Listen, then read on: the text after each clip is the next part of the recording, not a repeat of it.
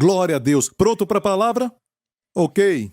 Olha, Tiago 5 nos fala Elias. Vamos ver algo aqui sobre o profeta Elias.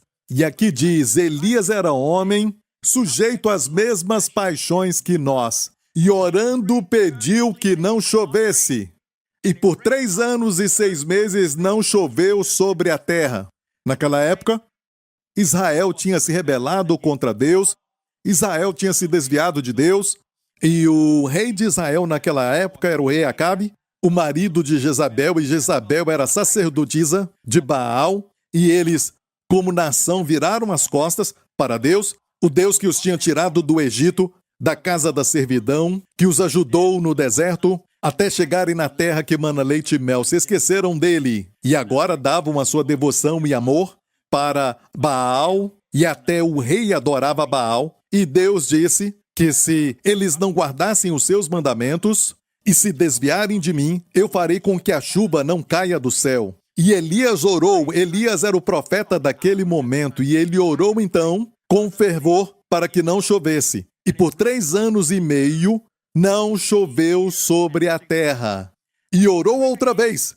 Depois de 3 anos e 6 meses, orou de novo, e o céu deu chuva, e a terra produziu o seu fruto. Ok, e aqui nestes 2 versos, aprendemos que há uma oração que podemos fazer que afeta o céu e a terra.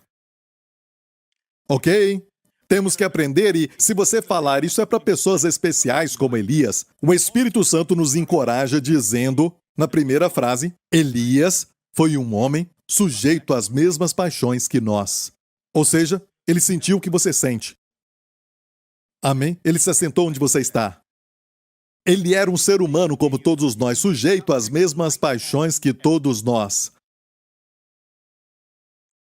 E ele orou para que não chovesse, não choveu sobre a terra. Olha, vamos ver essa história, porque tem algumas coisas que podemos aprender sobre oração, que eu creio que vai te abençoar. Quantos sabem que a oração não é só para te acalmar? Como um médico falou para um crente que estava orando por seu avô ou por uma pessoa amada, e o médico falou, sim, você pode orar. Sabe por quê? A oração vai te acalmar. A oração acalma. Não, quando oramos não é para acalmar. Oramos para trazer o céu para a terra. Amém? Oramos para termos resultados. Olha, já se foram os dias de orarmos só para nos sentirmos bem ou para acalmar a pessoa que está precisando de oração. Temos que aprender a orar para obter resultados. E nesse caso, Elias orou e a atmosfera foi afetada até o céu parou de chover por 3 anos e meio. E a Bíblia diz que ele orou. E vamos ver então em 1 Reis 17:1 para ver o que é isso. A primeira vez que Elias apareceu para o rei Acabe, ele disse isso, vive o Senhor Deus de Israel, perante cuja face estou. Olha, esta é a chave para ter poder. A chave é você ficar vivendo uma vida diante de Deus. Ele não tinha medo do rei porque ele vivia uma vida diante de Deus. E você não vai ter medo da opinião dos homens ou da censura dos homens. Amém? Quando te criticarem, te colocarem para baixo, você não vai ser afetado por isso. Por quê? Porque você está diante de Deus. Amém? Você vive diante dele. Você tira o seu encorajamento e força dele. Amém? E esta era a chave do poder de Elias. Amém? Quando você tem poder com Deus, você tem poder com os homens. Glória a Deus. E Deus quer que você tenha influência com ele. Ele quer que você saiba que você tem influência com ele. Ele se alegra com pessoas que têm poder como ele. Como a Bíblia fala de Jacó. A Bíblia diz que um dia o Senhor apareceu para ele como homem e foi o Senhor Jesus aparecendo para ele e ele lutou com Jacó. E Jacó lutou com ele, porque durante a sua vida Jacó sempre lutou. Ele tinha que lutar e lutar por suas bênçãos. Lutou contra o seu irmão. Lutou aqui, lutou lá, lutou por tudo na sua vida. E a sua vida era lutar e o Senhor lutou com ele. E o Senhor lutou contra ele. Foi a melhor luta de todos os tempos. Amém, igreja? E, olha, ele lutou com o Senhor. E a Bíblia nos diz que a hora chegou e o Senhor disse, me deixa ir, porque já amanhece. E ele disse, não te deixarei ir se não me abençoares. O seu coração estava correto, ele queria a bênção do Senhor. E a Bíblia diz que o Senhor perguntou para ele, qual é o seu nome? E ele disse, meu nome é Yaakov em hebraico. Yaakov quer dizer, sou um suplantador, sou um enganador. Dá uma ideia de manipulador também. O Senhor disse, Sabe quem você é? Ele disse, eu sei quem eu sou. Deus disse, agora o seu nome vai ser mudado, o seu nome será Israel, que quer dizer príncipe de Deus. Israel, príncipe de Deus, porque Deus disse como você lutou com poder com Deus. Deus ama isso. Sabe por que ele teve poder com Deus? Porque a Bíblia diz que durante a luta o Senhor o tocou na sua perna e ele caiu. Ele se prostrou. Enquanto ele estava usando a sua força humana, o Senhor o ia deixar. Mas no momento que ele ficou prostrado, o Senhor não o deixou. E muitos, quando falam dessa história, eu ouvi diferentes mensagens e eles dizem que você tem que lutar com Deus, lutar com Deus. Mas escute, enquanto ele lutava, Deus queria ir embora. Mas quando ele se prostrou, Deus não foi embora. E não é verdade que Deus ajuda quem se ajuda. Isso não está na Bíblia. Isso é de você, capítulo 1, verso 8. Certo é do homem, não está na Bíblia. Deus ajuda aqueles que realmente falam, eu não posso me ajudar. Eu não consigo vencer esse vício da pornografia. Eu não consigo vencer esse vício do cigarro. Eu não consigo vencer esse problema de ira que tenho. Eu não posso, mas tu podes. Eu olho para ti. Posso ouvir um amém? Certo? No natural, eu não posso vencer Alzheimer, mas tu podes. Tu és a saúde para o meu cérebro, amém? Tu és o meu Deus, amém? Tu me renovas para florescer na minha velhice, amém? Quando fala com Deus assim e olha somente para Ele, no mundo que todo mundo olha para a sua inteligência, para a sua habilidade, para o seu talento, para a sua lógica, para o seu cérebro, tentando encontrar razão para tudo, chega uma hora que você tem que perceber que muitas coisas não tem mais como raciocinar, você é limitado. E quanto mais rápido chegar a este lugar como Jacó fez, mais rápido se tornará um príncipe para Deus, vai ter poder com Deus, amém? Glória a Deus, obrigado Jesus, gostei disso, isso foi bom, glória a Deus, aleluia, foi de graça. Eu não falei sobre isso no primeiro culto, não sei por que você tirou isso de mim, talvez você me faz lembrar de Jacó. Ok, então, isso foi algo extra. Ele ficou diante do rei de Israel, que era Acabe, cuja esposa era aquela mulher Jezabel, e ele disse, vive o Senhor Deus de Israel, perante cuja face estou, que nestes anos nem orvalho nem chuva, pelo menos tinha que ter orvalho se não tivesse chuva, sabe? Nestes anos nem orvalho nem chuva haverá, senão segundo a minha palavra. Que declaração forte. Mas quando lê em Tiago 5, como lemos agora, diz que ele orou para que não chovesse. Mas aqui não tem registro na Bíblia de que ele orou na forma tradicional de oração, como nós achamos que a oração é. Quando pensamos em oração, pensamos em olhos fechados, com as mãos juntas e até ajoelhados. E essa é a ideia de oração, como geralmente nós pensamos nela. Mas aqui foi uma oração de declaração. Foi uma proclamação, não haverá nem orvalho nem chuva, exceto quando eu falar. E Deus chama isso, o Espírito chama isso no Novo Testamento de oração. Ele orou para que não chovesse, e não choveu. E hoje, se somente declararmos, vamos dizer como isso é oração. Mas Deus chama isso de oração, de oração. Está me ouvindo? E depois a Bíblia diz que ele orou de novo e o céu deu chuva, certo? Tiago 5. Que diz, orou outra vez e o céu deu chuva. Perceba, orou outra vez, não que orou com fervor. Você viu que ele orou fervorosamente para que não chovesse. E no grego, a palavra ali, ele orou com uma oração. A ideia de combinar duas palavras para oração, um verbo, um substantivo, no grego quer dizer que orou com fervor.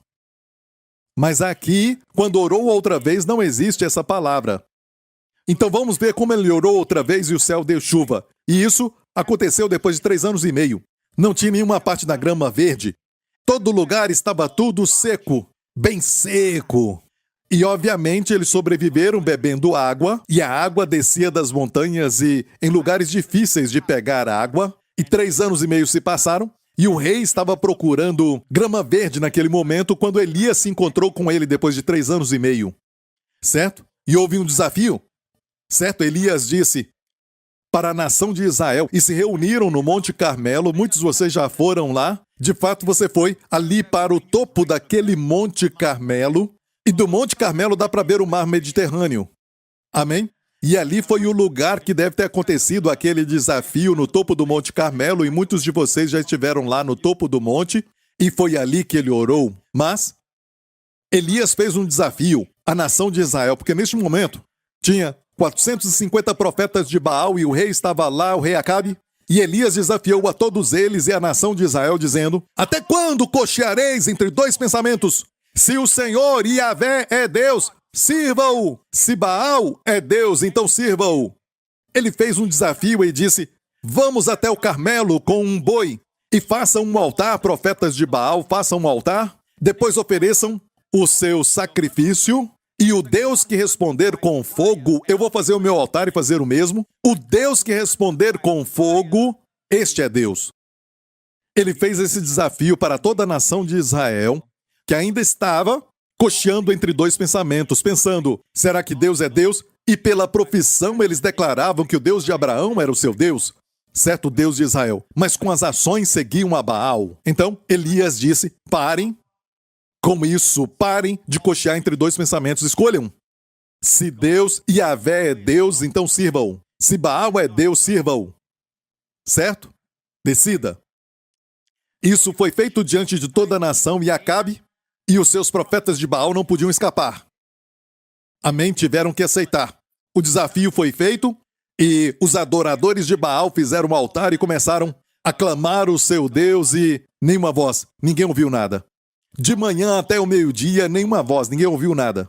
E Elias começou a zombar deles: vocês têm que gritar mais alto. Eles começaram a gritar mais alto e também a se cortarem, sangue para todo lado, e nenhuma voz se ouviu.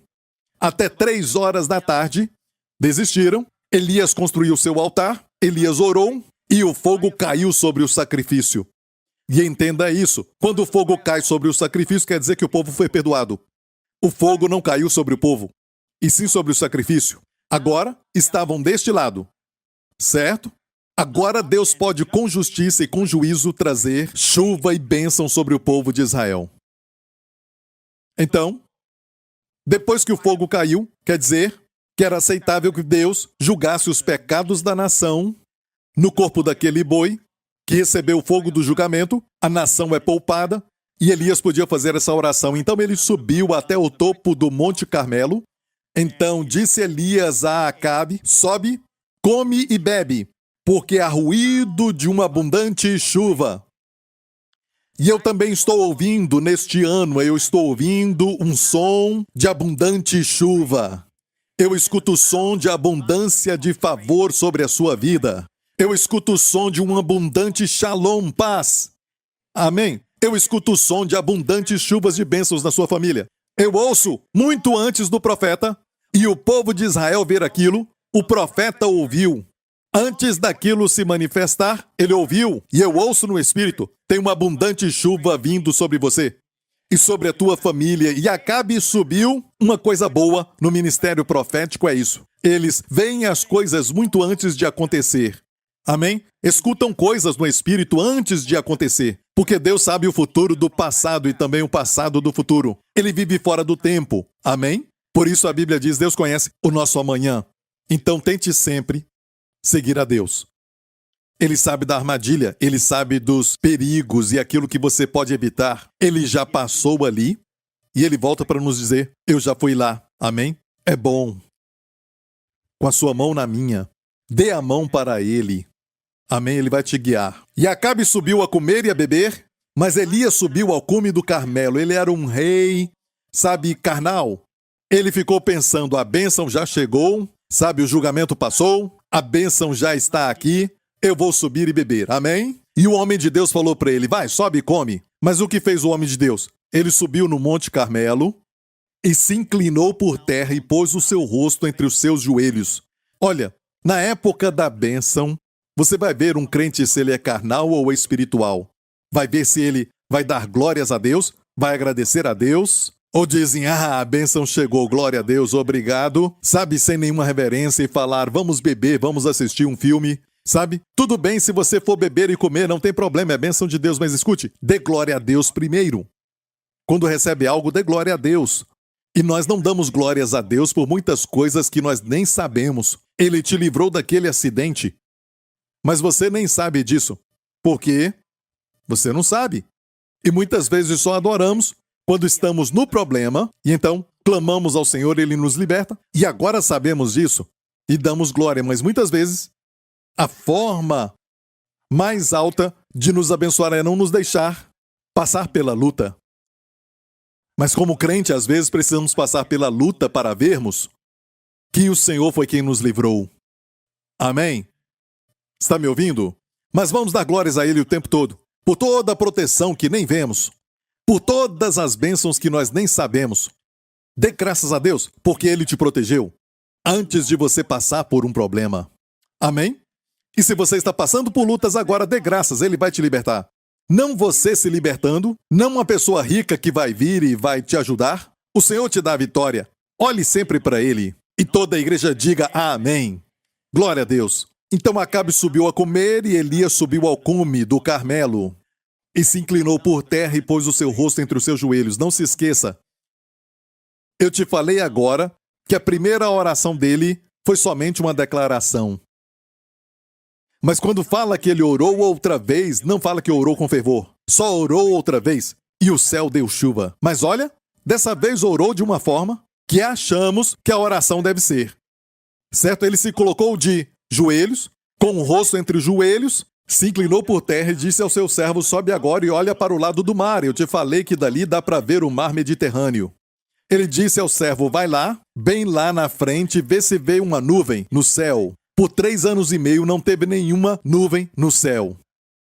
Estava seco, fome de 3 anos e meio. Sobe agora e olha. E subiu e olhou e disse, não há nada. Então, muito antes de você ver algo, aqueles sintonizados com o Espírito Santo vão ouvir o som da abundante chuva. É como se estivesse chovendo. Listen to the rhythm of the falling rain, telling me just what a fool I've been. I wish that it would go and let me cry in vain, and let me be alone again. Rain does it... Aleluia, glória a Deus. Você ri, mas foi uma canção que eu cantei quando eu estava na escola, na noite de talentos, e fiquei em primeiro. Ainda me lembro, ganhei um troféu. A minha primeira vez na noite de talentos. Glória a Deus, obrigado Jesus. E ninguém valoriza isso, ninguém nem me aplaudiu. Certo, ok. Tarde demais. Parem. Olha, ele disse, sobe e olha, e disse, volta lá 7 vezes, procurando uma nuvem. Próximo. E sucedeu que a 7ª vez disse, eis aqui uma pequena nuvem, como a mão de um homem, subindo do mar. Então, bem longe, o servo disse, olha, Elias, eu vejo uma nuvem. Eu vejo uma mancha pequena, branca. Uma nuvem. Eu acho que é do tamanho da minha mão, sabe? Imagina, uma nuvem do tamanho da sua mão. Sabe? E ele viu isso. Muitos de nós ficaríamos tristes. Cadê a chuva? Mas o homem de Deus, quando ele viu que tinha aquela pequena nuvem, sabe? Pequeno com Deus se torna grande. 5 pães e 2 peixes nas suas mãos se torna uma abundância para alimentar mais de 5.000 pessoas. Amém? Uma mão cheia de trigo e um vaso de óleo pode alimentar uma família inteira um ano inteiro. Amém? E aqui uma nuvem pequena com Deus no meio. Amém? Vai trazer uma tremenda chuva. Olha o que diz. O homem de Deus disse, depois que o servo falou que tem uma pequena nuvem como a mão de um homem subindo do mar, sobe e dize a Acabe, aparelhe o teu carro e desce para que a chuva não te impeça. E sucedeu que, entretanto, os céus se enegreceram com nuvens e vento. Israel não via isso por 3 anos e meio. Nem uma nuvem no céu, agora o céu ficou bem escuro, se enegreceu com nuvens e vento e veio uma grande chuva. E Acabe subiu ao carro e foi para Jezreel. Amém? No momento que Elias ficou sabendo da nuvem, da pequena nuvem, ele disse, fala para o rei para descer, porque a chuva está vindo. É melhor que ele volte para o palácio. Amém? E o rei estava no seu carro correndo. E o capítulo termina assim. Olha isso. E a mão do Senhor estava sobre Elias, o qual cingiu os lombos e veio correndo perante Acabe. Até a entrada de Israel, o rei estava aqui, com os seus cavalos. E veio Elias. Eu Eu não sei qual era a idade de Elias aqui, mas escute isso. Quando o poder de Deus vier sobre você, você vai correr e não se cansar, vai caminhar e não se fatigar. Até os jovens cansam e os moços certamente cairão. Não é questão de ser jovem fisicamente. Até os jovens se cansam e os moços certamente caem. Mas escute isso. Os que esperam no Senhor renovarão as suas forças. Subirão com asas como águias. Correrão e não se cansarão. Caminharão e não se fatigarão.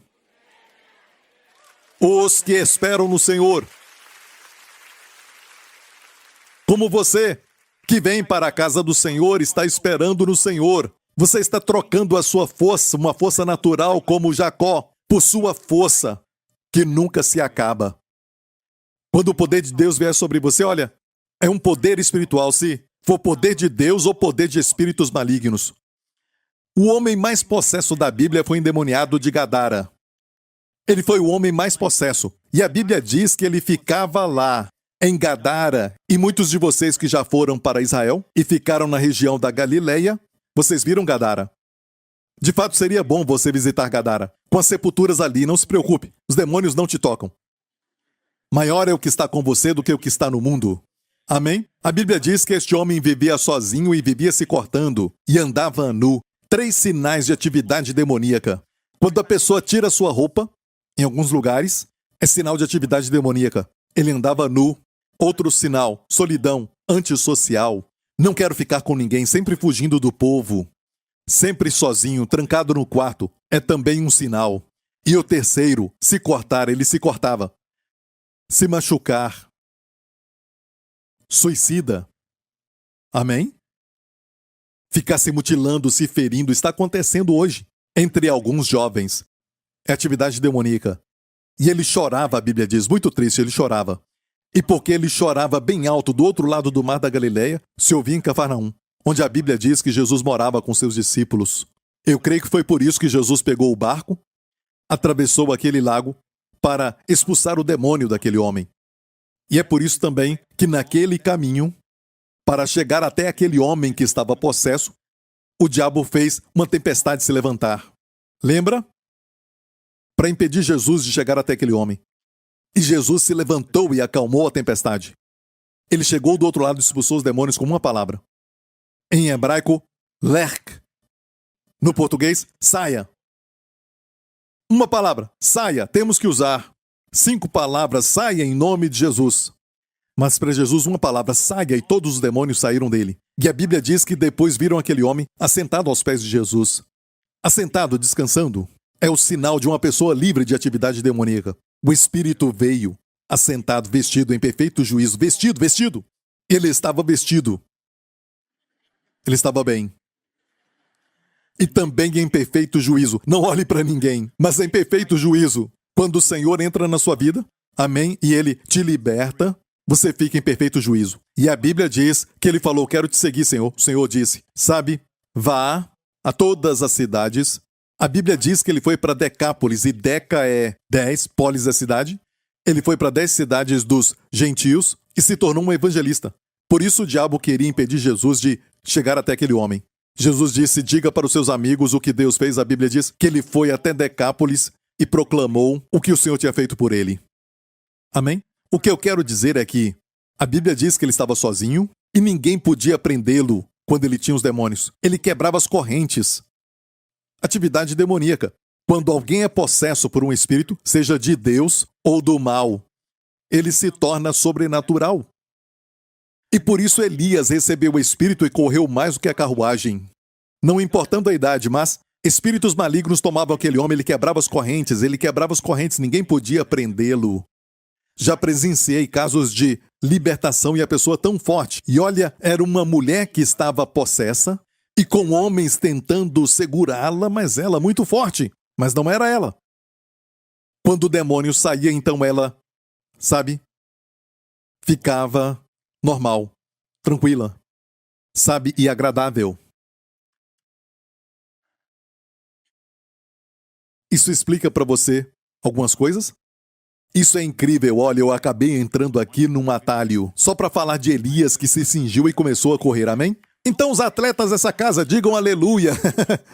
Eu me lembro no exército, eu estava correndo e sabe, eles te fazem correr muito. E eu não conseguia correr mais, mas este verso veio, correrão e não se cansarão. Meditei nisso e nem conseguia orar, só meditei, correrão e não se cansarão. Não sei em que momento, mas veio aquela força, sabe aquela força? Veio em mim. E eu comecei a correr, estava correndo e alegre, parecia que quando eles falassem para parar eu ia ficar triste. Sério, Deus sabe disso? Eu disse, não. Vamos correr mais um pouco? Eu não sei quando veio, mas eu vi na minha própria experiência como Deus libera até força física quando você se cansa. Amém? E eu nem corria direito. Então, glória a Deus, olha, o que quero te falar é isso. Volta para Tiago. A primeira oração foi uma oração de declaração. E Deus, nesse texto, então, quis nos mostrar que orar desta maneira é uma declaração de fé. Uma proclamação de fé como Elias fez. Mas veja, quando ele orou depois que o fogo caiu, depois do julgamento, agora é tempo de bênção, sabe? Ele colocou a cabeça entre os seus joelhos e orou da forma como nós pensamos, e o Espírito Santo só falou, orou outra vez. No primeiro orou com fervor, e aqui orou outra vez, uma oração simples. Mas, na nossa mente pensamos que essa oração é mais intensa do que a primeira. Se eu fico aqui agora declarando, e você vê uma pessoa de joelhos orando, você diz que ela está orando, e o pastor não está orando. Mas você percebeu uma coisa aqui? Jesus fazia assim, e quando você está declarando, você faz isso. Você está numa parceria com Deus. E se Jesus tomou as nossas doenças e enfermidades, ele tirou de nós a depressão porque ele foi ferido, o castigo que nos traz a paz estava sobre ele. Então ele levou a nossa depressão, a nossa ansiedade, a nossa preocupação e cuidados, e também as doenças físicas, e todas as nossas dores emocionais também. E ele tomou tudo isso, e se nós cremos que ele tomou porque a Bíblia diz isso, então eu não faço oração assim, como escravo. Oh Deus Pai, oh Pai, por favor, cura o meu filho, oh Pai, cura a minha filha, oh Senhor, faz isso, por favor, e faz aquele outro, porque essa oração nega tudo aquilo que Jesus fez. Essa oração está dizendo, Deus não é persuadido, Deus é o problema, se ele quisesse dar, ele dava. Por isso essa oração não é respondida. Eu oro para que isso responda algumas perguntas. Amém? Quando você ora a oração assim, o Espírito Santo é chamado Espírito da Verdade, ele não pode testificar com essa oração.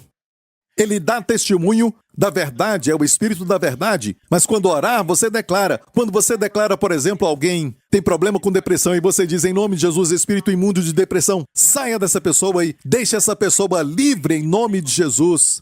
Amém? Você está declarando que Deus não é o problema, é o poder das trevas que está segurando esta bênção. Então você está agora em parceria com Deus e dizendo na essência que Deus não é aquele que está causando o problema. Deus é a solução. Está ouvindo, igreja? Vou falar de outra forma, ok? Na antiga aliança, antes da vinda de Jesus, o julgamento era fácil. A bênção era difícil. Perceba Elias, quando pronunciou o julgamento, por 3 anos e meio, não terá chuva nem orvalho. Isso foi fácil. Por quê? Porque debaixo da lei, Deus disse, se você guardar todos os mandamentos, então eu te abençoo. Mas todos são todos. Mas se você errar em apenas um, então a maldição virá. E por isso aqueles que se orgulham da lei não percebem quão terrível a lei de Deus é. Aqueles de nós que cremos na graça de Deus, temos um tremendo respeito pela lei de Deus. Eu sou a favor da lei, mas pela razão pela qual Deus deu a lei. E Deus não deu a lei para o homem cumprir. Deus deu a lei para revelar o homem por ela.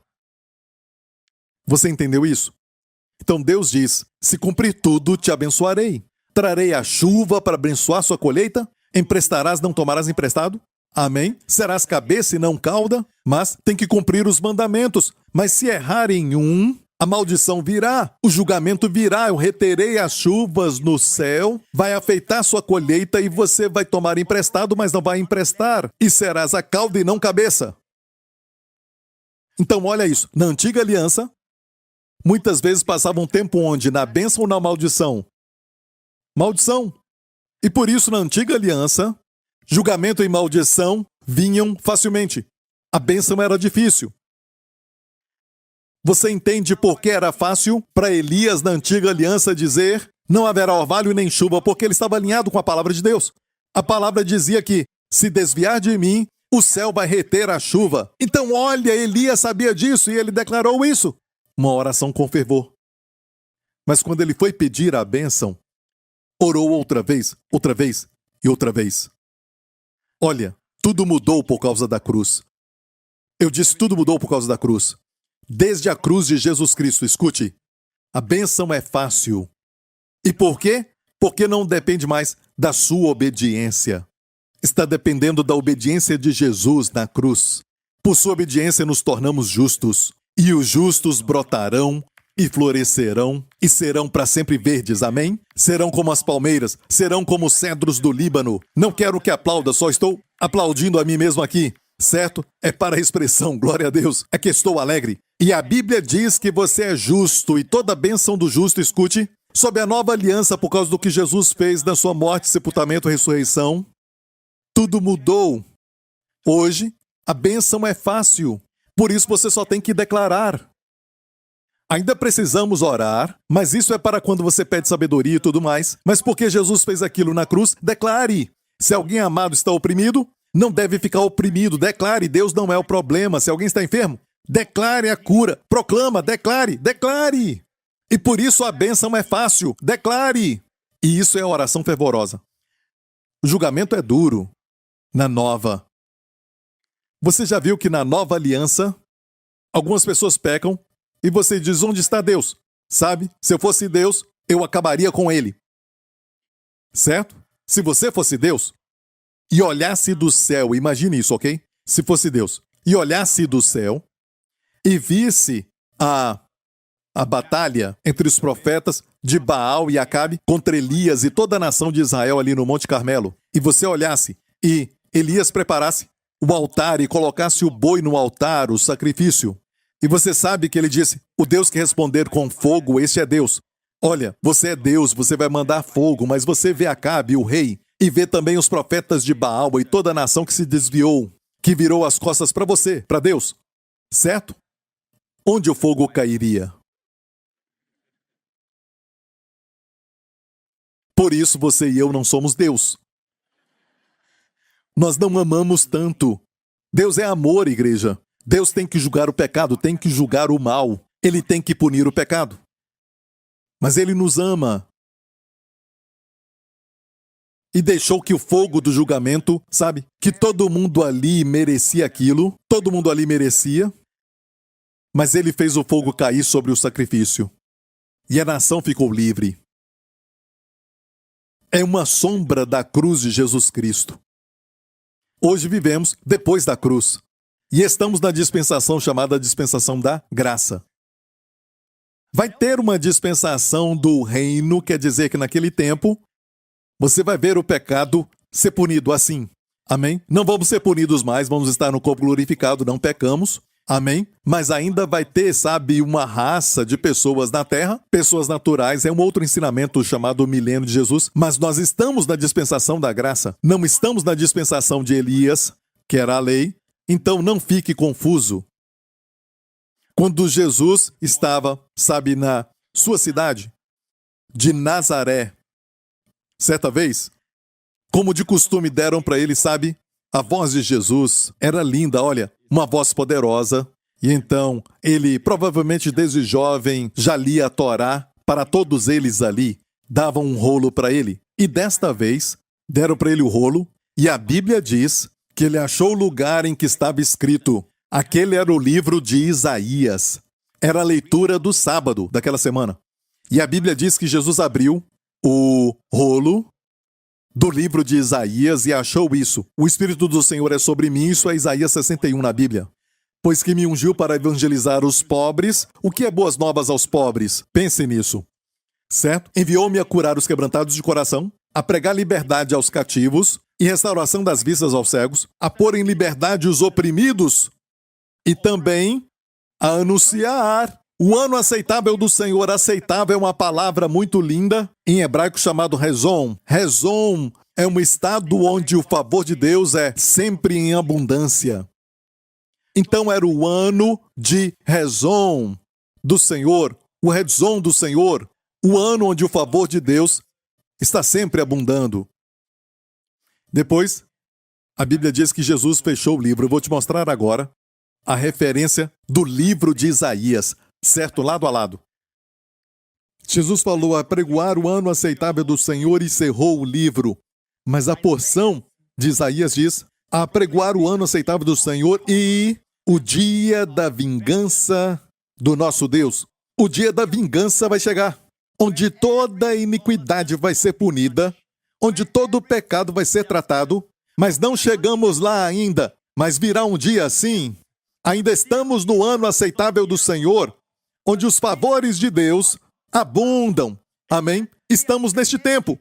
Muitas pessoas pregam o tempo vindouro neste tempo, ou gostam de pregar e falar sobre o Antigo Testamento para os dias de hoje. Até cantam sobre o dia da vingança, mas não estamos no dia da vingança. Jesus sabia quando fechar o livro. E onde Jesus fechou o livro, temos que aprender a fechar o livro. Quando Jesus falou do ano aceitável do Senhor, ele sabia que a sua vinda não era o dia da vingança. A sua primeira vinda foi para salvar. Então ele fechou o livro. E entre o ano aceitável do Senhor e o dia da vingança de Deus tem passado 2000 anos. Ah, a longanimidade do nosso Deus, a paciência do nosso Deus, que não deseja que ninguém pereça, mas que todos venham ao arrependimento. Não despreze o fato de que a Bíblia diz que nos últimos dias muitos vão falar: onde está a sua vinda? Onde? Eu escuto falar sempre do arrebatamento. A Bíblia fala de pessoas assim. No livro de Pedro, são zombadores dos últimos dias que vão perguntar: onde está a sua vinda? Onde está a sua vinda? E eles não sabiam. A Bíblia diz que 1000 anos para o Senhor é como um dia. Amém? Por isso, quando você ora, Deus não diz: olha, espera um segundo. Porque se calcular 1000 anos é um dia, então um segundo é uau. Mas tudo bem. Isso foi só uma brincadeira, ok. 1000 anos para o Senhor é como um dia. O tempo não é nada para Ele. Para nós o tempo é importante. E a Bíblia diz que é a longanimidade do nosso Deus. Deus quer que Jesus volte, mas quando Ele voltar vai ter julgamento sobre todo o mundo. Os que são salvos vão ser levados com Ele, mas quando Jesus voltar de novo para reinar, vai ser o dia da vingança. Para tudo que foi falado e feito, vai ter juízo. Contra Deus, todas as coisas. Todo pecado será julgado. Mas para nós, o julgamento já passou. Vamos voltar com Ele? Você entendeu isso? Entendeu? Então entenda, não estamos no dia da vingança. Estamos no ano aceitável do Senhor. E é por isso que hoje é fácil pedir as bênçãos. Você pode pedir bênçãos até para descrentes. E eles recebem. Ontem eu e minha esposa, não foi ontem, 2 dias atrás, estávamos comendo na praça de alimentação e encontramos um casal. E então o marido estava tão alegre e começou a me falar que algum tempo atrás eu os tinha encontrado. A esposa é da nossa igreja, mas ele não é um crente, ele não vem aqui. E eu me lembro que ele tinha me falado que tinha problemas de ataques de pânico e ansiedade, quase não saía de casa, sabe? Tinha que tomar muito medicamento e tudo mais. E desta vez, e olha, eu tinha orado por ele, daquela vez. Eu orei para que Deus o libertasse. E por que eu tive essa confiança de orar por ele? Mesmo ele não sendo crente. Eu perguntei: você crê? Ele disse um dia: sabe, pastor, eu te digo, um dia eu vou estar lá. Pastor, eu sei como é, mas agora ainda não. E eu disse: posso orar por você? Por este problema? Ele falou do problema, ataque de pânico e tomando muito medicamento, e eu orei por ele. Então, 2 dias atrás, os encontramos na praça de alimentação. Ele estava muito alegre. Ah, pastor Prince, eu tenho que te contar uma coisa. Olha, agora 85%. Liberto. Eu achei que ele foi salvo e eu perguntei: você vai estar na igreja então? Ainda não, sabe? Eu ainda estou pensando por causa do meu pai, do meu avô e tudo mais. Ele disse: eu não quero ir para o céu e ficar pensando neles no inferno. Mas você não sabe, talvez eles foram, talvez eles já estão lá. Eles vão estar no céu e você vai para o inferno, eu disse. Sabe? E eu falei também para ele o seguinte: se você se preocupa, sabe, com os seus pais, os seus ancestrais e tudo mais, lembre-se de uma coisa, ok? Tem uma voz, a Bíblia fala de uma voz, certo? Sobre o porvir. Uma história que Jesus falou. A voz disse que ninguém venha para cá. Por favor, fale para minha família para não vir para cá. A voz vai falar para você isso.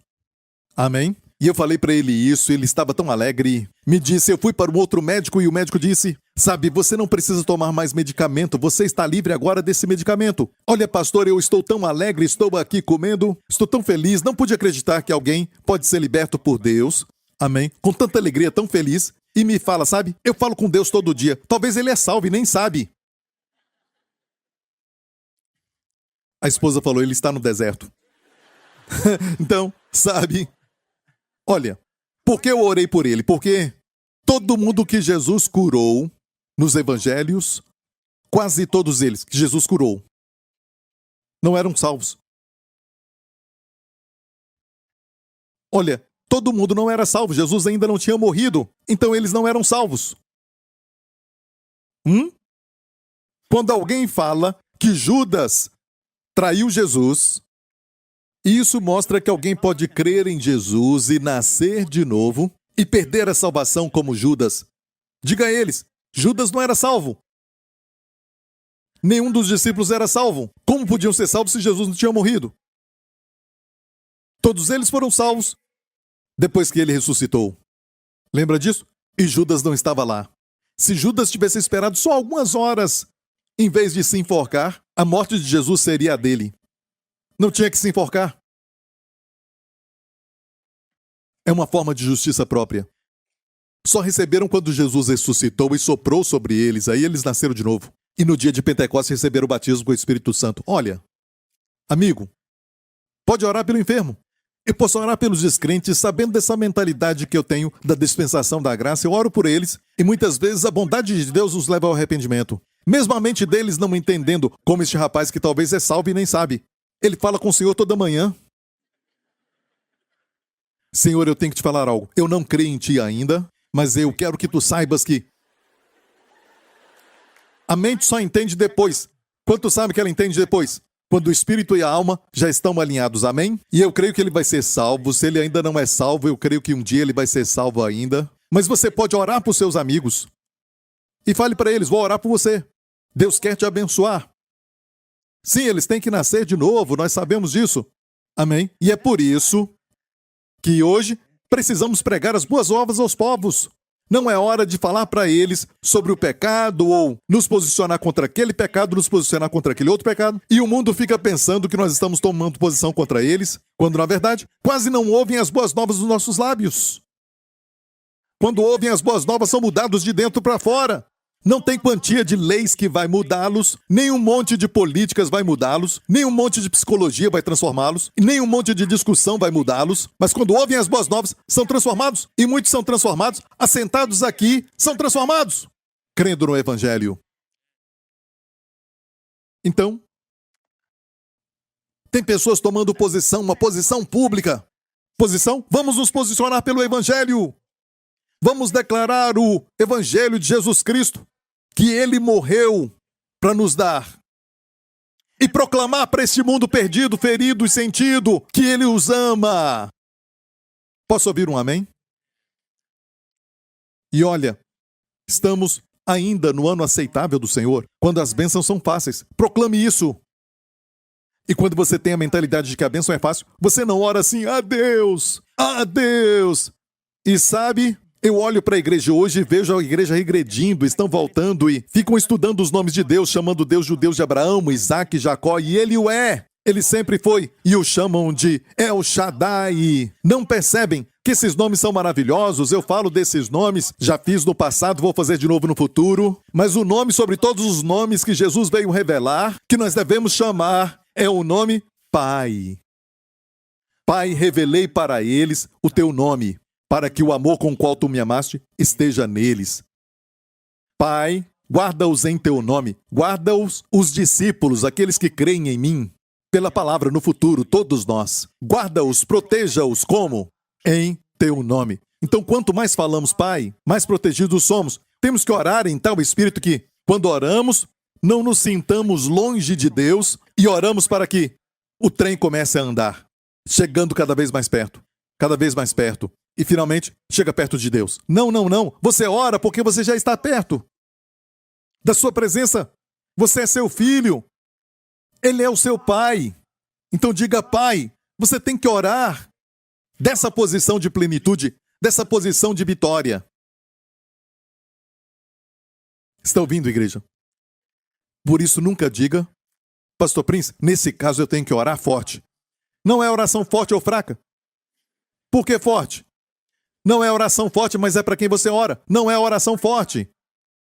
E nem fraca também. É para quem você ora. Eu posso falar baixo e dizer, Pai, toca naquela pessoa, Pai, obrigado. Quando se trata de oração, temos essa mentalidade, temos esse pensamento, e veja Deus querendo abençoar. Antes de eu orar no meu quarto, certo? Eu vejo Deus querendo me abençoar, querendo abençoar a igreja e também a minha família. O seu coração está cheio de amor, então quando eu oro assim, com esta postura, estou alinhado com o céu. O Espírito da Verdade testifica, me dando a resposta da oração. Ele testifica com a verdade, porque eu estou nessa postura verdadeira. Mas se eu oro, Deus, como tentando persuadir Deus, Deus, tenha misericórdia. Meu filho está doente, Senhor, por favor, não tire a sua vida, por favor, Senhor. E até alguém que esteja olhando, e a criança que está ali doente, olhando aquilo, sabe, vai ficar, certo? Você está mostrando para aquela criança que Deus, certa vez uma mãe, uma história verdadeira. Uma mãe que estava orando, quer dizer, foi um pai que estava orando, sabe, e a criança estava doente. E ele orou, Deus. E todos nós, como pais, já passamos por isso, amamos tanto os nossos filhos, vendo o filho sofrer, chorar e tudo mais, e o pai orava, se pudesse pôr essa doença em mim, faça isso. O Senhor disse, o repreendeu e disse, você não sabe que eu já fiz isso? Jesus tomou as nossas doenças. A nossa oração deve ser declarando, ser curado, febre, saia em nome de Jesus. Doença morra em nome de Jesus. Amém? Ser curado em nome de Jesus. Pastor Prince, eu já declarei e nada aconteceu. Então Jesus falou em Lucas 17. Disseram então os apóstolos ao Senhor, acrescenta-nos a fé. Mas escute isso, e disse o Senhor, se tivesseis fé como um grão de mostarda. Qual foi o pedido? Senhor, acrescenta a nossa fé. E Jesus respondeu, se tivesseis fé como um grão de mostarda, diríeis. Ou seja, não importa se a sua fé é pequena, o grão de mostarda é o menor dos grãos. Certo? Nessa categoria. E Jesus falou o quê? Não importa o tamanho da sua fé. Se você tem fé mesmo pequena, comece a dizer. Dizer o quê? A esta moreira, desarraiga-te daqui e planta-te no mar, e ela vos obedeceria. Mas pastor, eu já fiz isso. E o problema ainda está lá. Ok, escute. No grego, se tivesseis fé como um grão de mostarda, diríeis a esta moreira, diríeis ali está no tempo imperfeito. Tempo perfeito quer dizer de uma vez para sempre. Tempo imperfeito é, continue dizendo. Continue dizendo, Jesus falou. Continue falando. O seu problema, que pode ser uma moreira como uma moreira preta, que em Israel tem um tronco muito forte e as raízes são profundas. Até lá longe você vê as raízes saindo. Uma raiz forte, mas pode ser desarraigada pela fé do tamanho de um grão de mostarda. Eu falei para vocês que eu tinha um mapa da Austrália nas minhas costas, porque eu suava muito quando exercitava, e tinha um mapa da Austrália, parecido com a Austrália. E Tasmânia lá embaixo. E eu me lembro que quando eu tinha esse problema, eu falei com aquele problema, seja desarraigado e seja lançado no mar. E eu imaginava, me perdoa quem é da Marinha, eu sempre imaginei aquele desfile da Marinha. Seja lançado no mar. Eu usei essas palavras, desarraiga, problema na pele, seja lançado no mar, em nome de Jesus. Um tempo passou, não me lembro quantas semanas. Um dia eu estava escovando os meus dentes e ouvi uma voz, eu estava sem camisa, e ouvi uma voz dizendo para mim, olhe, procure o problema de pele. Eu não tinha procurado, mas eu falava. Quando tomava banho, eu falava. Então eu olhei e tinha acabado. Como aconteceu, eu não sei. Quando aconteceu, não sei. Mas posso falar que está plantado em algum lugar onde a marinha desfila. Se você mergulhar, você vai ver o mapa da Austrália. Jesus estava dizendo, continue falando, porque um rei, olha, você reconhece que não mais você está preso na terra, mas está com Cristo, porque sabe, um rei declara, mesmo quando estiver orando de uma forma tradicional, declare na oração, Quando se trata de doença, dos poderes das trevas, não peça para Deus fazer. Declare. Às vezes, uma oração pedindo é errado, às vezes. Como, por exemplo, quando Moisés clamou com o mar vermelho na sua frente e o exército de Faraó por trás, e ele clamou a Deus: Deus, ajuda! E Deus disse: por que clamas a mim? Estranho, não? O que é isso na sua mão? A vara. Para nós é o nome de Jesus. Use. Moisés apontou e, você sabe, Deus abriu o mar vermelho. Então temos a autoridade, mas clamamos a ele. Imagine um policial, sabe, com o seu uniforme e para um caminhão, certo? Imagina, ele levanta a mão e o caminhão passa. Levanta a mão e outro caminhão passa. Sabe, os caminhões continuam passando. Ele liga para o chefe e diz: chefe, olha, chefe, eles não querem parar. Não, ele não faz isso. Ele usa a sua autoridade e para ali no meio. Ele vai atropelá-lo mas ele vai usar a sua autoridade, sabe? Amém? Ele não liga para o chefe, senão perde o emprego. Ou é disciplinado. Olha, este é o problema. Deus olha para nós e estamos assim, ok? Olha, eu quero terminar com essa história incrível de Elias. Naquele desafio que Elias fez, Elias falou aos profetas de Baal: escolhei para vós um dos bezerros e preparai o primeiro, porque sois muitos, e invocai o nome do vosso Deus, e não lhe ponhais fogo. E tomaram um bezerro que lhes dera, e o prepararam e invocaram o nome de Baal desde a manhã até o meio-dia, dizendo: ah, Baal, responde-nos! Porém nem havia voz, nem quem respondesse, e saltavam sobre o altar que tinham feito. E sucedeu que ao meio-dia Elias zombava deles e dizia: oraram de manhã até o meio-dia, nenhuma voz, e nem fogo do céu. E Elias disse: clamai em altas vozes, porque ele é um Deus. Pode ser que esteja falando, ou esteja ocupado.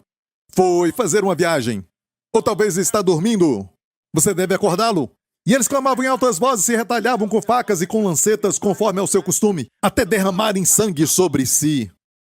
E sucedeu que, passando o meio-dia, profetizaram eles até a hora de se oferecer o sacrifício da tarde. Porém não houve voz, nem resposta, nem atenção alguma. A última parte, nem atenção alguma. Interessante. Então Elias disse a todo o povo: chegai-vos a mim. E todo o povo se chegou a ele. Agora escute bem isso. Uma coisa é Deus julgar o pecado. Mas se ele julgar o pecado, como ele vai ganhar a nossa afeição? Deus teve um dilema, de certa forma. Não só tinha que julgar o pecado, porque Deus não pode nos perdoar com justiça se não tivesse julgado o pecado. Deus tem que ser Deus, ele tem que julgar o pecado. Mas Deus, para ser Deus também, ele tem que demonstrar o seu amor, porque Deus é amor. Como Deus pode julgar os pecados e, ao mesmo tempo, ganhar o nosso coração? Olha isso. E restaurou o altar do Senhor que estava quebrado. Olha, quer dizer que tinha um altar ali previamente que foi quebrado pelos profetas de Baal. Agora, Elias o restaura. A primeira coisa é restaurar o altar. E precisamos, o altar para nós é a cruz de Jesus Cristo. Precisamos então trazer de volta a cruz de Jesus Cristo. Não é tomar aquela posição, aquela outra e aquela outra. Tome posição pela cruz. A cruz é o símbolo que Deus ama o mundo. Que Cristo morreu por nós. E a Bíblia diz, Elias tomou 12 pedras. Diga 12 pedras. Olha isso, conforme ao número das tribos dos filhos de Jacó, ao qual veio a palavra do Senhor dizendo: Israel será o teu nome. E com aquelas pedras edificou o altar em nome do Senhor. É interessante porque naquela época em que Elias tinha chegado ali, Israel estava dividido. 10 tribos ao norte e 2 tribos, Judá e Benjamim, no sul. Estava dividida, não era só uma nação. E todo mundo sabia que estava dividida. Hoje as pessoas dizem a igreja está dividida. Pastor Prince, tem pessoas que não gostam do teu ensinamento sobre a graça. Pastor Prince, sabe? Não importa se você acha que estamos divididos ou não. Somos um aos olhos de Deus. Sabe o que Elias fez? Elias colocou 12 pedras como se fossem um. Temos que restaurar isso? Amém? Ele apresentou a Deus o que Deus via. Deus via um só Israel.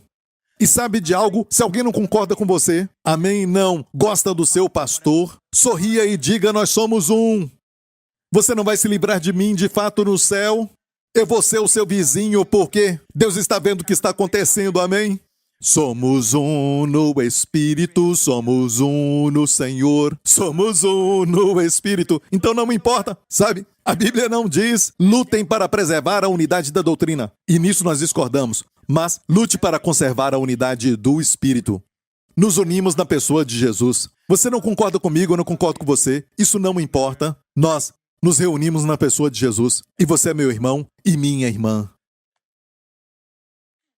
E Elias fez isso. E olha o próximo verso.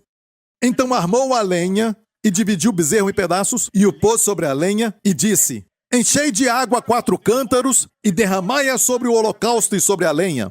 4 cântaros de água, guarde isso aí. E disse: fazei-o segunda vez. E o fizeram segunda vez, derramaram 4 cântaros de água. É como se... Qual era o desafio? O Deus que responder com fogo, este é Deus. É como se dificultasse para Deus. Derrame água, 4 cântaros de água. Façam isso. Certo? E derramaram. Fizeram 3 vezes. Disse ainda: fazei a terceira vez, e o fizeram terceira vez. De maneira que a água corria ao redor do altar, e até o rego ele encheu de água. Olha, o Antigo Testamento, quando você o lê, muitas vezes tem sombras, tem figuras das verdades do Novo Testamento. Por que 4 cântaros e 3 vezes? Qual símbolo? As 12 pedras representam toda a nação de Israel. Representa como Deus os ama. Antes de serem 12 tribos, eram 12 filhos.